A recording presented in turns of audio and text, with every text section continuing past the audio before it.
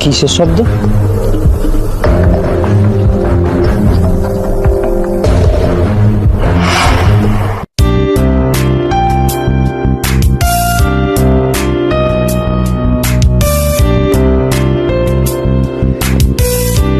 দেখ দেখ, গরিব যাচ্ছে কলেজে, এরা অন্যের কাছে গিয়ে খাটে, তারপর দুবেলা খেতে পায়।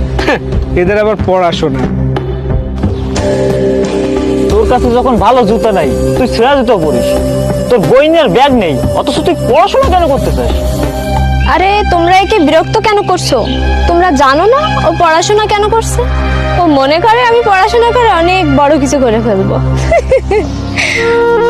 কিন্তু ও হয়তো জানে না এই গরিবরা হলো ময়লার ড্রেনের পোকার মতো।